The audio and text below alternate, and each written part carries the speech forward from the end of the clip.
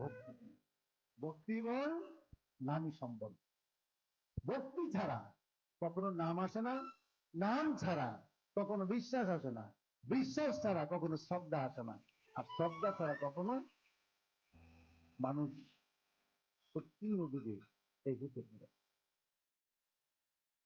সভাপতি সুধী মন্ডলী, আমরা এমন একটা সময় আমরা অবতীর্ণ হয়েছি, এমন একটা যুগে আমরা এসেছি, জানি না আমরা সৌভাগ্যবান নাকি দুর্ভাগ্যবান। একদিকে বলতে গেলে মহাপ্রভুর আশ্বাস বাণীতে যদি শুনি নাম দিয়েই জগৎ জীব উদ্ধার হবে, এখানে যখন যাই তখন শুনি আমরা ভালো কি দেখে এসেছি, কিন্তু যখন পারিপার্শ্বিকতা দেখি তখন বুঝি আগের মানুষ কত ভালো ছিল, আর আমরা কেমন সময় আসলাম যেখানে ঘর থেকে প্রথম বিপদ, আমরা ঘর থেকে বেরোলেই আমাদের বিপদ,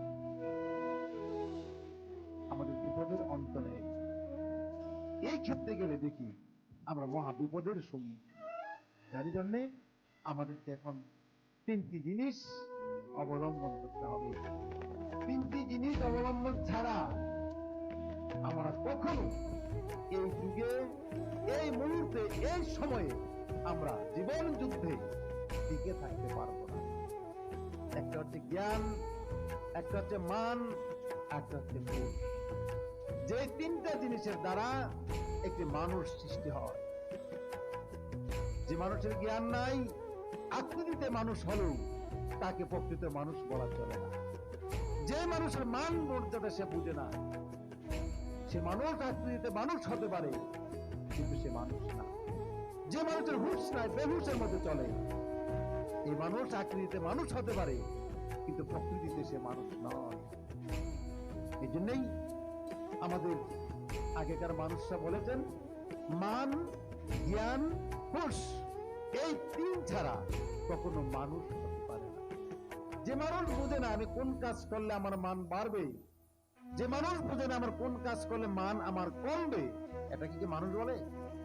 যে মানুষ বুঝে না কোনটা করলে আমার হুঁশ হবে, কোনটা করলে আমি বেহুশ হব, এটুকু বুঝে না, তাকে কি মানুষ বলে?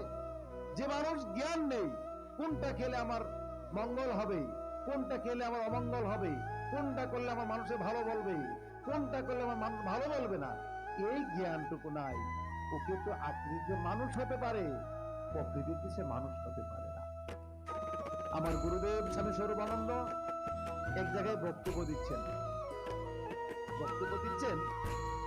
বক্তব্য দেওয়ার পরে একজন লোক তাকে জিজ্ঞেস করল, বাবা, আগেকার সাধুরা তো দেখেছি বন জঙ্গলে সাধন ভোজন করে, বন জঙ্গলে থাকে, আপনি যে লোকালয়ে হাট বাজারে ঘুরেন, কারণ কি?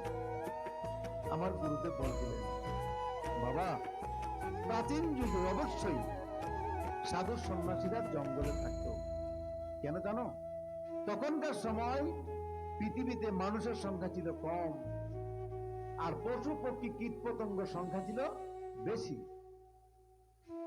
কিন্তু মানুষের সংখ্যা ছিল কম।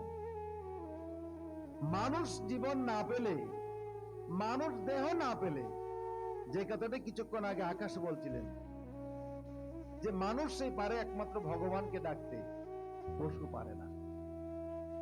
এই কথাটি স্বামী স্বরূপানন্দ বলছিলেন যে এই মানুষকুলে জন্ম না নিলে ভগবানকে লাভ করা যায় না, ভগবানকে পাওয়া যায় না।